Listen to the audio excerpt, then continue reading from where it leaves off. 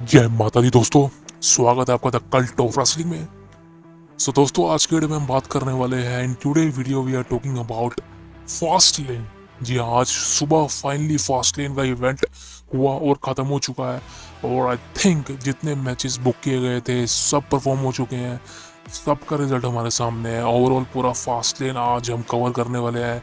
पूरी highlight result सब कुछ बताने वाले हैं। पूरे इवेंट से रिलेटेड बहुत सी न्यूज़ है, सबके बारे में आज बात करने वाला हूँ। इसीलिए सोचा कि मैं इस वीडियो को एक पॉडकास्ट का रूप दे दूँ। तो आई थिंक ये करीबन 30 मिनट लंबा पॉडकास्ट होने वाला है। तो प्लीज़ आप हमारे साथ जुड़े रहिए। अगर आप कहीं बैठे हैं तो प्लीज़ ईयरफोन लगा लीजिए ताकि आपको हमारी बात समझ आए। और प्लीज़ हमारे channel the cult of wrestling को लाइक सब्सक्राइब करें। बहुत बहुत धन्यवाद दोस्तों। मिलते हैं राइट नाउ। देखिए दोस्तों, आज फास्टलिन के इवेंट में 5 मैचेस अनाउंस थे। डब्ल्यूडब्ल्यूई इस बार 5 मैचेस को लेकर फास्टलेन के इवेंट में उतरी थी। और आई थिंक ये फास्टलेन अभी तक का, यानी कि 2015 में फास्टलेन की शुरुआत हुई थी, और फास्टलेन अभी तक का यानी कि 2023 तक का जितने भी फास्टलेन हुआ है नंबर 1 आ गया। बिकॉज सोल्ड आउट क्राउड जितना फास्टलेन 2023 में हुआ है वो आज तक किसी फास्टलेन में ही हुआ। सोशल मीडिया इन्फ्लुएंसर जितने फास्टलेन को मिले हैं वो आज तक किसी भी फास्टलेन के इवेंट को नहीं मिले। इसी वजह से फास्टलेन की हिस्ट्री का ये सबसे बड़ा फास्टलेन प्रीमियम लाइव इवेंट है डब्ल्यूडब्ल्यूई की ओर से। सो उसके लिए भाई इवेंट सक्सेसफुल रहा है। जैसे कि पे बैक था, हम समझ रहे थे कि पे बैक नहीं सक्सेसफुल होगा, but I think right now Fastlane is more successor than pay back last time. तो भाई 5 मैचेस की बात करें, सबसे पहला मैच हुआ Cody Rhodes Jey Uso versus the Judgment Day के खिलाफ। ये था WWE undisputed tag team titles के लिए। वो टैग टीम टाइटल्स दाव पड़ते, जो भी इस मैच को जीतता है वो टैग टीम चैंपियन बन जाता, यानी कि अनडिस्प्यूटेड टैग टीम चैंपियन बन जाता। मैंने अपनी प्रोडिक्शन वीडियो में दोस्तों बात करी थी कि इस मैच में कोडी रोड्स और जे उसो के जीतने के चांसेस बहुत कम है। बड़ा आई थिंक मैंने कहा था कि जी हाँ, बड़ा आई थिंक मैंने कहा था कि कोडी रोड्स और जजमेंट डे एक बहुत बड़े स्टार है, खासकर कोडी रोड्स जिनको हरा नहीं सकते, और जे उसो जो कि एक मेन इवेंट के रूप में सामने आते हैं, ब्लड लाइन से निकले हुए स्टार है, तो वो भी हार नहीं सकते। इवन द जजमेंट डे जो कि पेबैक में चैंपियन बनी थी वो भी हार नहीं सकती। तो होगा क्या इस मैच में? डब्ल्यूडब्ल्यूई ने बीच का रास्ता निकाला देखिए। और ये शॉकिंग था बिकॉज आई थिंक कहीं ना कहीं बैटिंग ओड्स जो थी वो जजमेंट डे के साथ थी और कोडी रोड्स और जे उसो के खिलाफ थी। एंड डब्ल्यूडब्ल्यूई ने यहाँ पर शौक दिया, सबको झटका दिया और हिलाकर रख दिया। उन्होंने कोडी रोड्स और जे उसो को चैंपियन बना दिया। देखिए मैच में हुआ क्या, देखिए मैच ओवरऑल बहुत कमाल का था। और इतना मतलब हाई फाइव मूव तो मतलब नहीं कह सकता, बट आई थिंक ये मैच कमाल का था। कोडी रोड्स और जे उसो ने टीम अप करी और आई थिंक उन्होंने जजमेंट डे के साथ एक बेहतरीन मैच डिलीवर किया है, अपनी ओर से 100% दिया है। और मैच में यार जितने हमें मूव्स देखने को मिले वो सारे काबिल तारीफ थे। कभी कोडी रोड्स और जे उसो भारी पड़ रहे थे, कभी जजमेंट डे भारी पड़ रहा था, कभी कोडी रोड्स और जे उसो हाई फ्लाई मूव मार रहे थे, कभी जजमेंट डे की ओर से पड़ रही थी। और डेमिन प्रीस्ट और फिन बैलर थोड़ी बहुत चीटिंग भी कर रहे थे इस मैच में। उसके बाद क्या होता है भाई, रिया रिप्ली भी आती है। रिया रिप्ली आकर जे उसो को देखती है और मेरे को तो ऐसा लग रहा था कि चुम्मा चाटी ना हो जाए इस बार भाई दोनों के बीच, या कुछ ऐसा हग वग ना हो जाए, लेकिन ऐसा नहीं हुआ। दोनों के बीच आग मचोली चलती है। और उसके बाद क्या होता है भाई, रिया रिप्ली साइड में खड़ी हो जाती है और जे उसो कोडी रोड्स के साथ मैच लड़ते हैं। काफ़ी लंबे वक्त तक कोडी रोड्स को टैग नहीं देने दिया जे उसो को, और आई थिंक जे उसो को भी कोडी रोड्स को टैग नहीं देने दिया। Heel team versus face team का मैच और दोनों टीम एक दूसरे पर भारी पड़ रही थी। कमाल की जुगलबंदी देखने को मिली और दोनों की ओर से परफॉर्मेंस कमाल की देखने को मिली है। रिया रिप्ली और डोमिनिक मिस्टीरियो जजमेंट डे के साथ थे और दोनों एक दूसरे के खिलाफ यानी कि कोडी रोड्स के खिलाफ काम कर रहे थे। कभी रिया रिप्ली इंटरप्ट कर रही थी, कभी डोमिनिक यानी कि चूजा इंटरप्ट कर रहा था।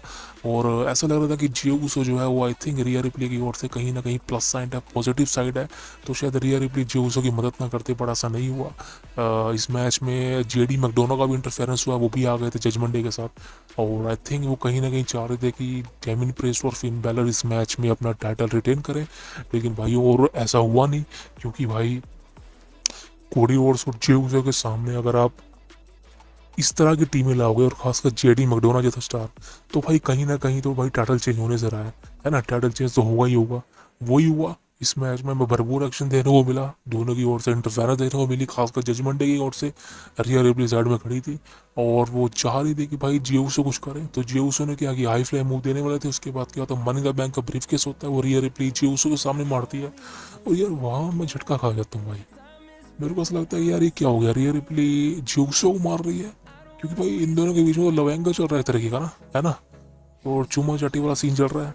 तो भाई मुझे नहीं पता था ऐसा होने वाला कि रिया रिप्ली ज्यूसो पर अटैक करेगी, लेकिन उसके बाद भी क्या होता है कि ज्यूसो किक आउट करते हैं। एंड देन क्या होता है भाई, जेडी मैकडोना आते हैं और आई थिंक जेडी मैकडोना गलती से डेविन प्रिस्ट पर अटैक कर देते हैं या जो भी होता है। उसके बाद कोडी रोड्स और जियोसो को मौका मिलता है, जियोसो सुपर किक मार के अपना फिनिशर मारते हैं एंड देन कोडी रोड्स अपना फिन बैलर को जो है कोडी ड्रॉ क्या कहते हैं उसको क्रॉस रोड मारते हैं और देन 1 2 3 होता है and Jey Uso and Cody Rhodes is a new WWE undisputed tag team champion बन जाते हैं। और आई थिंक इसके बाद वो विक्ट्री अपनी सेलिब्रेट करते हैं और जजमेंट डे की वही शक्ल देखने वाली होती है। उनको बिलीव ही नहीं होता भाई ये हो क्या गया है? पे बैक में यार अपना टाइटल जीतते हैं और फास्ट लेन जैसे इवेंट में हार जाते हैं। आई थिंक जजमेंट डे के साथ इस समय बहुत बुरा हो रहा है और मुझे कहीं ना कहीं मज़ा आ रहा है। आई थिंक ये टीम को तोड़ना चाहिए और सबसे पहले इस टीम से जो अलग होने वाला वो होने वाला Finn Balor, because Finn Balor कहीं ना कहीं यार एक फेस सुपरस्टार था पहले। आई थिंक वो हील करेक्टर में आ गया तो मुझे मुझे मज़ा नहीं आता। फिन बैलर को यार एज अ फेस रखना चाहिए और आई थिंक उसको एक पुश देना चाहिए। But I don't think so WWE क्या कर रही है इस बारे में, क्या सोच रही है इस बारे में फिन बैलर को लेके। लेकिन ओवरऑल देखा जाए तो मैच टैग टीम चैंपियनशिप के लिए जो मैच था कमाल का मैच था, यानी कि फास्ट लेन की शुरुआत अच्छी हुई। तो दोस्तों अगले मैच की बात करें, देखिए ये मैच कौन सा था, ये मैच था the Street Profit Bobby Lashley, the Almighty Bobby Lashley versus LWO यानी कि लैटिनो वर्ल्ड ऑर्डर। देखिए दोस्तों मैंने आपको बताया था कि स्मैकडाउन के एपिसोड में क्या होता, बॉबी लैशली और रे मिस्टेरियो का मैच चल रहा था, जिस मैच में स्ट्रीट प्रॉफिट ने इंटरफेरेंस की थी और उन्होंने रे मिस्टेरियो को मैच पोस्ट करवा दिया था, जिस वजह से मैच ऑफिशियल हुआ था। और उसके बाद क्या हुआ था कि बॉबी लैशली ने इनके एक पार्टनर थे यार एलडब्ल्यू के, कोई उसको इंजर्ड कर दिया था, जिस वजह से एलडब्ल्यू में 2 पार्टनर रह गए थे, यानी कि सैंटोस एस्कोबार और रे मिस्टेरियो, और एक थर्ड पार्टनर चाहिए था। और वो आई थिंक स्मैकडाउन के एपिसोड में रे मिस्टेरियो ने कहा था कि मैं किसी को फ़ोन करने जा रहा हूँ, और मैंने आपको बताया भी था काफ़ी वक्त पहले कि भाई कार्लिटो का डब्ल्यूडब्ल्यू में रिटर्न हो सकता है, और वैसा ही हुआ आज पे फास्टलेन के अंदर। फाइनली कार्लिटो का एक लंबा रिटर्न हुआ। कार्लिटो में लास्ट समय बैकलैश में देखने को मिलते थे और बैकलैश पोर्टोरिको में हमें वो देखने को मिले थे, आई थिंक बैड किसके मैच में देखने को मिले थे। और उसके बाद अब फाइनली कार्लेटो का एक लंबा रिटर्न होता है, और आई थिंक रिटर्न का मतलब ये नहीं कि कार्लेटो का 1 टाइम रिटर्न हुआ है। कार्लेटो डब्ल्यू के साथ ही जुड़े रहेंगे और कम्पीट करेंगे डब्ल्यू में रहकर, और शायद वो एलडब्ल्यू में ही ज्वाइन होंगे टीम में, और ये फ्यूड आगे जाएगी बॉबी लैशली के साथ आई थिंक इनकी। सो वही होता है भाई, कार्लेटो रिटर्न करते हैं और बॉबी लैशली और स्ट्रीट प्रॉफिट अगेंस्ट एलडब्ल्यू के थर्ड पार्टनर बनते हैं, और होता क्या भाई मैच कमाल का था। लेकिन भाई कार्लेटो का रिटर्न शुरू में नहीं होता, कार्लेटो का रिटर्न होता है मैच के बीच में। शुरू में तो रे मिस्टेरियो और सैंटोस एस्कोबार बॉबी लैशली के और स्ट्रीट प्रॉफिट के अगेंस्ट मैच लड़ते हैं और बहुत पिटते हैं। बॉबी लैशली बुरी तरह से मारते हैं रे मिस्टेरियो को, स्ट्रीट प्रॉफिट बुरी तरह से अटैक करते हैं सैंटोस एस्कोबार पर, और दोनों को एक दूसरे से बिछड़ने देते हैं, यानी कि एक दूसरे को टैग नहीं देने देते। बॉबी लैशली कहीं हाई फ्लाई मूव मारते हैं, उड़ा उड़ा के फेंकते हैं रे मिस्टेरियो को, ऊपर से स्ट्रीट प्रॉफिट ही बॉबी लैशली का साथ देते हैं। लेकिन मैच का टर्निंग पॉइंट तब आता है जब अचानक से भाई थीम सॉन्ग बजता है कार्लेटो का, और कार्लेटो आते हैं थर्ड पार्टनर के रूप में, बिकॉज सैंटोस एस्कोबार को बॉबी लैशली रिंग साइड पे गिरा देते हैं और वो रे मिस्टेरियो के लिए कोई टैग टीम पार्टनर नहीं होता रिंग साइड पर।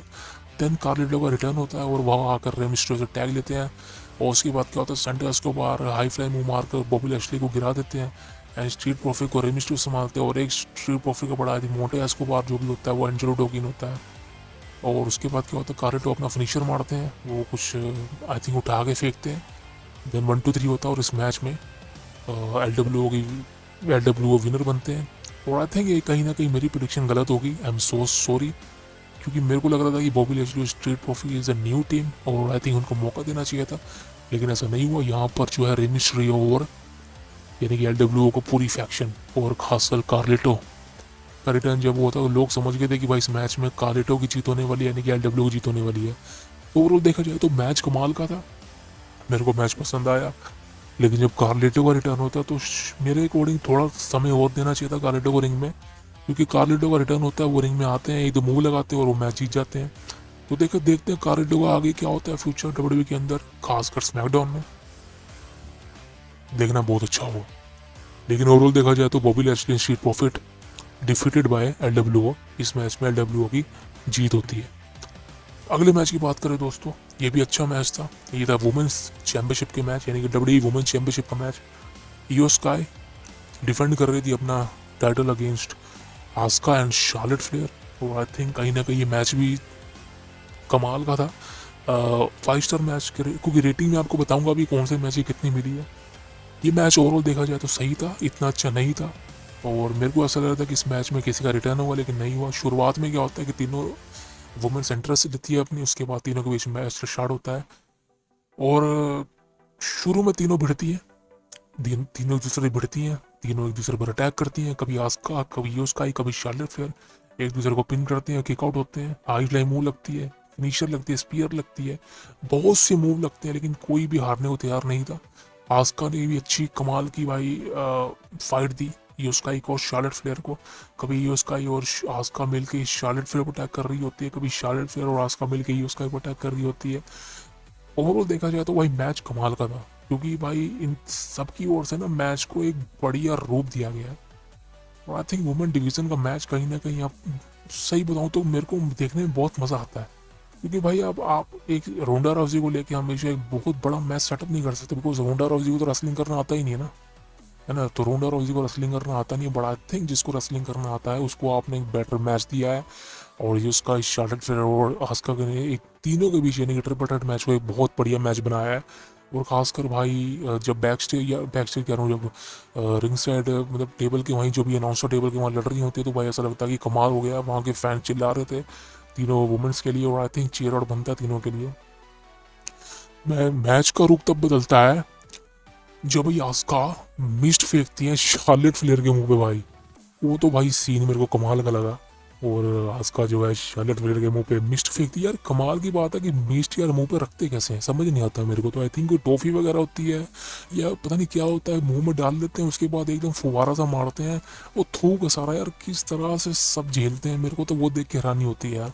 कोई हमारे मुंह पे जरा सा थूक फेंक देता था, मुंह धोते हैं बार बार। लेकिन आई थिंक ये डब्ल्यूडब्ल्यूई के अंदर किस तरह से वो मिस्ट का यूज़ करते हैं भाई, सही में यार अपने आप में ही भाई बहुत बड़ी सोचने की बात है। लेकिन आस्का जो है वो आई थिंक ग्रीन मिस्ट होती है, कौन सी होती है, वो फेंकती हैं शार्लेट फ्लेयर के मुंह पे। और उसी वक्त शार्लेट फ्लेयर एकदम से अंधी सी हो जाती है, अंधी सी। उनको कुछ देखने को नहीं होता, वो दिखती है, वो देख ना पाती, लेकिन गिर जाती हैं। उसके बाद वो अनाउंसर टेबल के वहाँ आके अपना मुंह पोंछती हैं, देनी उसका और आस्का लड़ती हैं आपस में। और भाई देखा जाए तो इनके बीच मैच कमाल का था। लेकिन उसके बाद क्या होता है, डैमेज कंट्रोल, यानी कि बेली और डेकोडा काय आती है वहाँ से, खासकर बेली का इंटरफेरेंस होता है। और बेली आकर ये उसकाई को भाई जितवा रही होती है कि ये उसका रिटेन कर ले, लेकिन भाई गलती से क्या होता है, शार्लेट फ्लेयर शायद ये उसकाई पर लात मार देती है और वो बेली को लग जाती है। और देन ये उसकाई बेली पर भड़क जाती है कि भाई तू यहाँ क्यों आई, मैं अकेले इस मैच में लड़ने वाली थी, तू यहाँ क्यों आई। लेकिन भाई ओवरऑल देखा जाए तो बेली ने यूस्काई की हेल्प की थी शार्लेट रेफरी को आई थिंक अपनी तरफ खींचने के लिए। उसका ध्यान भटकाया रेफरी का। और देन क्या होता है, पीछे से जब शार्लेट फ्लेयर और आस्का एक दूसरे पे सबमिशन लगा रही होती हैं, और खासकर कि आस्का पे सबमिशन लग रहा होता है शार्लेट फ्लेयर के अकॉर्डिंग फिंगर फोल्ड लोग। और देन क्या होता है, रिंग के ऊपर से बेली की इंटरफेरेंस से ये उसका जो ऊपर से कूदती है शार्लेट के ऊपर, और आई थिंक वो सुसाइड डाइव मारते हैं, क्या उल्टी होकर मारती है। और देन 1 2 3 होता है, यानी कि योस्काई रिटेन करती है अपना डब्ल्यूडब्ल्यूई वुमेन्स चैंपियनशिप। और भाई इसी के साथ ये मैच खत्म होता। देखा जाए तो यार मैच कमाल का था, मुझे वाकई पसंद आया, सही बताऊंगा। लेकिन आपको मेरे को ना एंडिंग पसंद नहीं आई।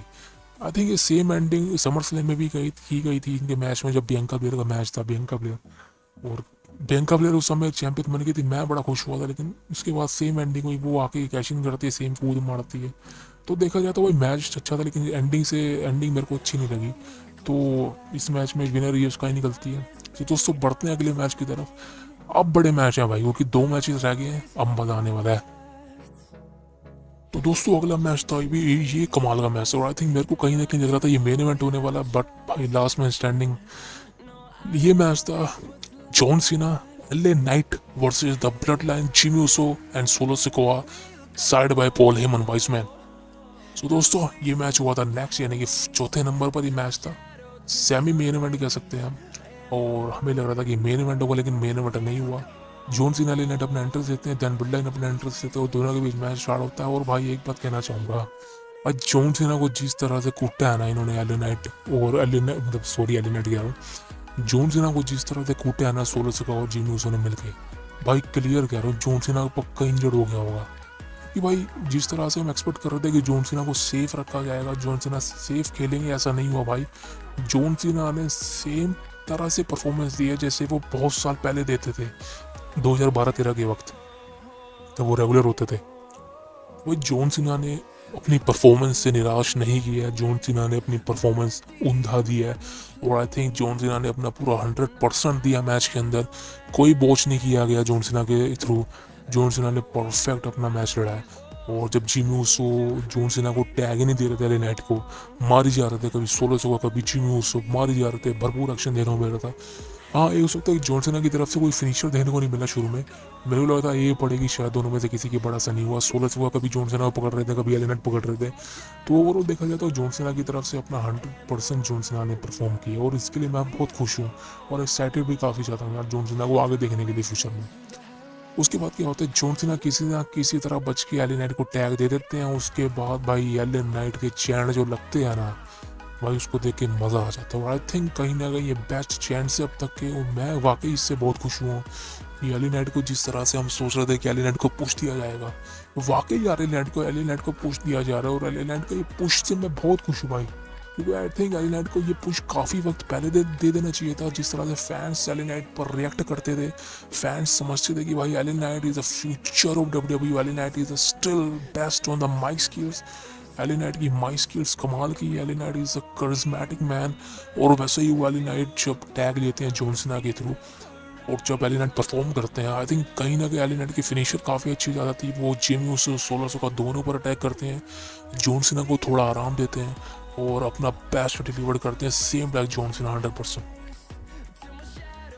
एले नाइट पूरी कोशिश करते हैं अपना डिलीवर करने की, फैंस चीयर कर रहे थे, और वही होता है जिमी ऊसो 1600 का दोनों पर हावी नहीं हो पाते, बिकॉज एले नाइट के यार कमाल के हाइप थे, ओवर हाइप थे। तो भाई मज़ा आ गया था मैच देखकर। फिर जॉन सीना आकर टैग लेते हैं और दोनों एक दूसरे पर टीम अप करके यानी कि ब्लड लाइन पर अटैक करते हैं। कभी ब्लड लाइन अटैक करती, कभी एले नाइट और सीना अटैक करते हैं। देखा जाए तो भाई मैच कमाल का था, जिस तरह से हमने एक्सपेक्ट किया था ना उससे भी खरा उतरा है मैच।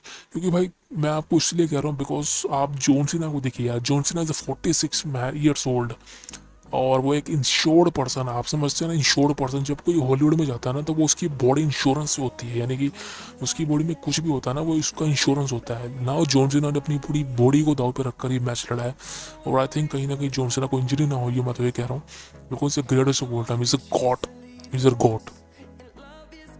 जॉन सीना और एले नाइट ने 100% दिया, same like blood line and 1600 को एंड जिमी ऊसो ने भी दिया। होता क्या इस मैच में भाई, एंड में क्या होता है, जॉन सीना ए मारते हैं, देन एले नाइट अपना फिनिशर मारते हैं, जिमी ऊसो का पिन होता है, यानी कि 1 2 3। और भाई उसके बाद क्या होता है, पॉल हेमन की शक्ल देखने वाली होती है भाई। पॉल हेमन फोन लेते हैं, देन कहते हैं कॉल रोमन रेंस। ओ भाई, रोमन इसको खबर पहुंच चुकी है कि एले नाइट और जॉन सीना जीत चुके हैं, और उनकी टीम, उनका ब्लड, उनकी ग्रुप यानी कि द ब्लड लाइन इस मैच को हार चुका है। और भाई अब जो क्लास लेने वाला है ना ट्राइबल चीफ इनकी, वाट लगाने वाला, आपको सही कह रहा हूँ स्मैकडाउन के एपिसोड में। So please don't watch SmackDown this week, मतलब कि अब जो वीक आने वाला है। तो दोस्तों इस मैच में विनर कौन, John Cena, LA Knight defeated the blood line, same like my prediction. Thank you very much दोस्तों। अब है मेन इवेंट, जी हाँ, main event of the evening, the main event of the average, the WWE world heavyweight champion Seth freaking Rollins versus Shinsuke Nakamura for a last man standing match। और I think कहीं ना कहीं match ने कमाल मचा दिया। I think मेरा favourite match रहा है पूरे फास्टलेन का ये, क्योंकि मेन इवेंट को मैं देख रहा था ना, मेरे को बिल्कुल बोरियत महसूस नहीं हुई, मज़ा आ गया। क्योंकि भाई मेरे को पता था इस मैच में क्या क्या होने वाला है, इस मैच में क्या क्या हदें पार होने वाली है। और मैं आपको काफ़ी वक्त पहले ही बता चुका था कि ट्रिपल एच ने रोलेंस और नाकामुरा को क्लियर कह दिया कि तुम जो मर्जी करो इस मैच में, लेकिन इस मैच को तुमने बेस्ट ऑफ द नाइट बताना है। और वही हुआ, आई थिंक सबसे ज़्यादा रेटिंग गेन करेगा मैच। और रोलेंस और नाकामुरा का मैच आई थिंक मेरे according one of the best match fast lane, और आई थिंक काफ़ी वक्त पहले ऐसा बेस्ट मैच देखने को मिला था, अब मिला है तो भाई बहुत बढ़िया हुआ है।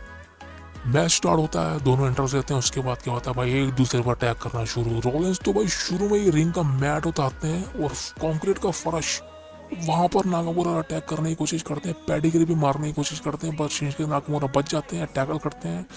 और सेथ रॉलिंस पर अटैक करते हैं। फिर सेथ रॉलिंस भाई कुर्सियाँ निकाल लेते हैं, धड़ाधड़ स्टील स्टेप निकालते हैं, चेयर निकालते हैं, कैंडल स्टिक्स निकालते हैं, लेडर निकालते हैं भाई, जो उनके हाथ में आता है वो निकालते हैं और नाकामुरा पर अटैक करते हैं। और नाकामुरा भी भाई ओवरऑल अपने आप को डिफेंड करता है और अटैक करता है रॉलिंस के ऊपर। फिनिशर पड़ती है दूसरे पर, कर्व तो पड़ती है। और मज़ा यार, कमाल की बात पता क्या है, इस मैच में ना सबसे बड़ी चीज़ मेरे को क्या लगी यार, मज़ा आता है इस मैच में। क्योंकि भाई ओवरऑल देखा जाए तो मैच की क्वालिटी बहुत मेरे को पसंद आई। मैच का charismatic thing is a true on that.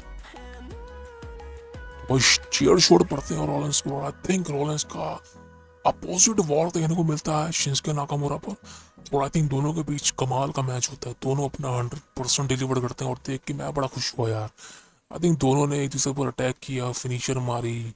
और रॉलिंस ने हमेशा से कहा जाता है कि पे बैक के अंदर इनका मैच जो है वो ख़राब हुआ था लेकिन किसी वजह से, लेकिन फाइनली उस मैच को सही किया गया है और दोनों ने अपना 100% डिलीवर किया है। मैं तो यहाँ तक कहूँगा भाई, क्योंकि भाई दोनों आई थिंक इस मैच में घुस गए थे, दोनों एक दूसरे पर अटैक करने में इतना ज़्यादा मगन हो गए थे कि यार मेरे को तो लग रहा था भाई एक दूसरे को मार ना दे, ठीक है ना। और बहुत से लोग कह रहे हैं कि भाई मैच बेकार हुआ है, उतना अच्छा नहीं था। भाई साहब क्या चाहते हो आप, दोनों एक दूसरे को मार दे जान से?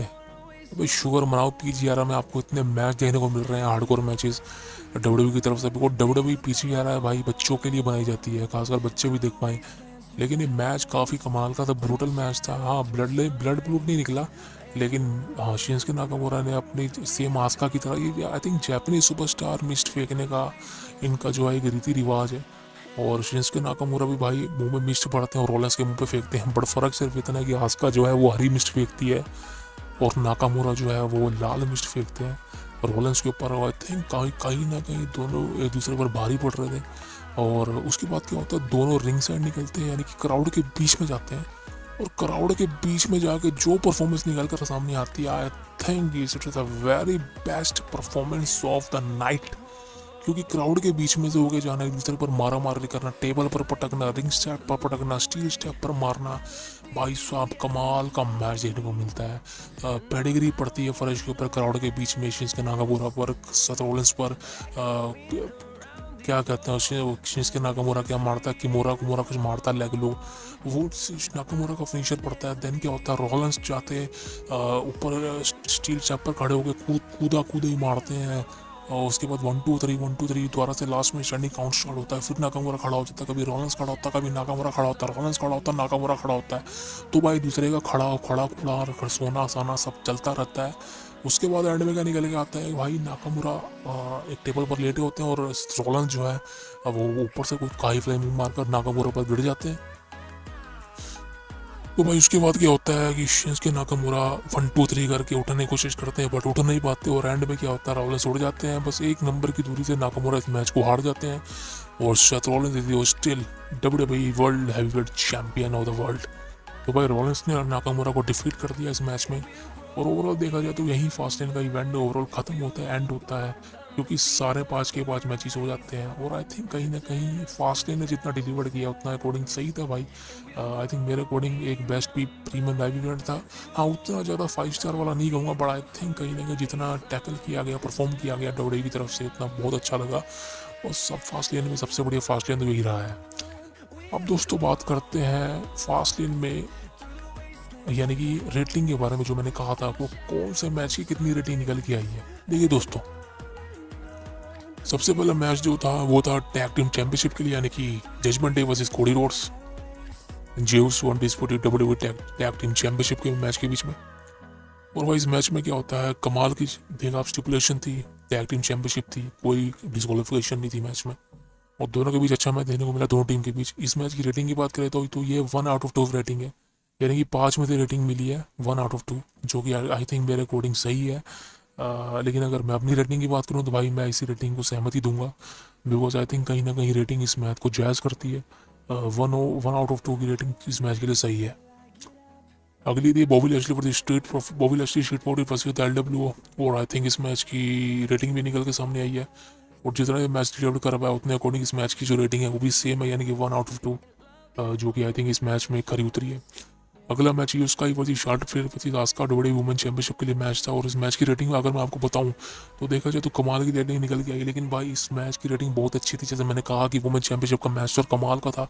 और इस मैच की रेटिंग निकल के सामने आई है आपका 4/5 स्टार, यानी कि 4 स्टार इस मैच को रेटिंग मिली गई है, जो कि कमाल की है। अगले मैच की बात करें तो LA Knight John Cena versus Jimmy and सोलोसो का ब्लड लाइन के बीच। और इस मैच की रेटिंग जो मैं आपको बताऊं सामने निकल के आई है, ये भी है 4 स्टार। जी हाँ, 4 स्टार इसकी भी रेटिंग मिली है और जाके कमाल का मैच था। लेकिन मेरे अकॉर्डिंग मैं इसको 4 स्टार नहीं, पूरा 5 स्टार देना चाहूँगा। 5 स्टार किस वजह से, सिर्फ जॉन सीना की वजह से, बिकॉज उसने अपना पूरा 100% दिया इंश्योर होने के बावजूद। अब बात करते हैं मेन इवेंट के बारे में, यानी कि Seth Rollins versus Shinsuke Nakamura last match standing match होता है वर्ल्ड हेवीवेट चैंपियनशिप के मैच के बीच में। अब भाई ये तो मेन मैच था भाई।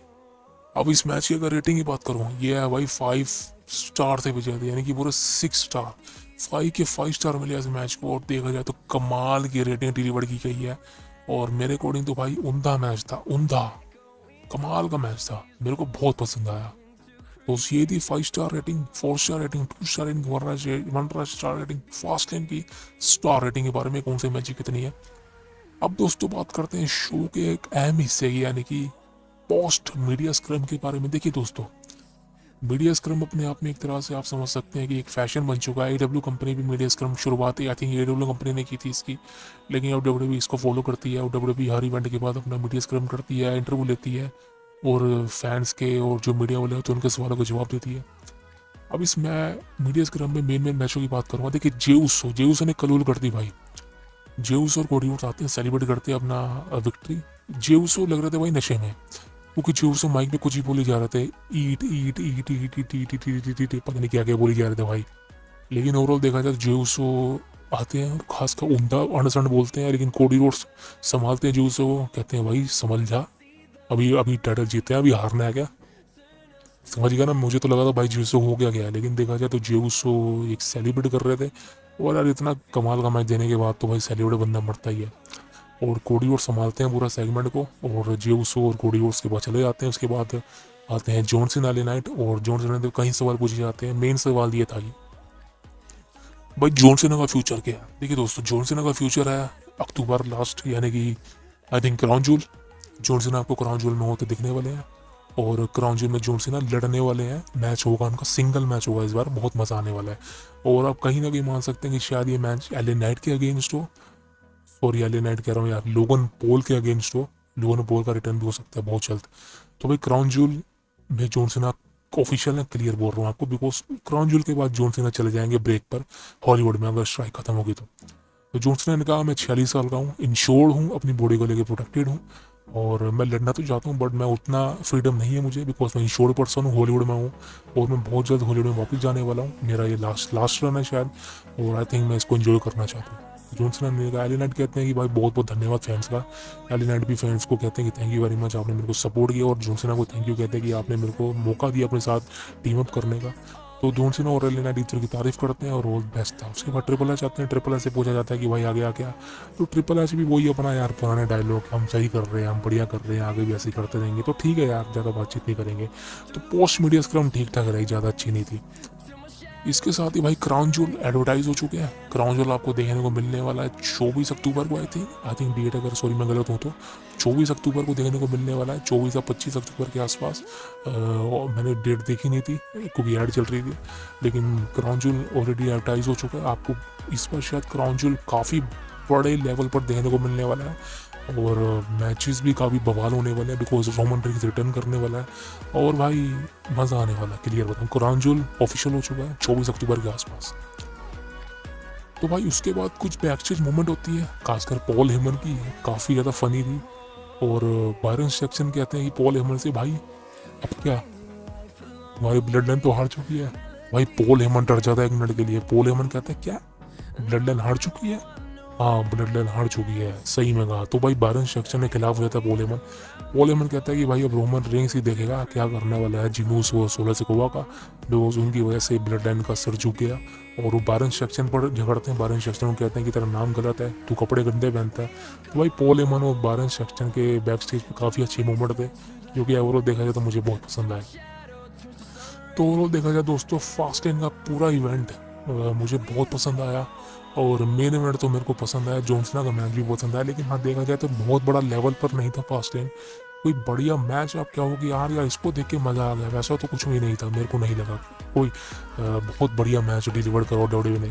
बट आई थिंक जितना उन्होंने डिलीवर करा है फास्टलेन जैसे इवेंट को बिग प्रीमियम लाइव इवेंट बनाना, वो बढ़िया बनाना बहुत सही है यार। खासकर यार मेरे को ना डब्ल्यू की लाइटिंग बहुत अच्छी लगती है, डब्ल्यू लाइटिंग जो यूज़ करती है ना, मैं उसका फ़ैन हूँ भाई, कमाल की लगती है लाइटिंग मेरे को। तो देखा जाए तो फास्टलेन सक्सेसफुल रहा है, डब्ल्यू सक्सेस हो गई है।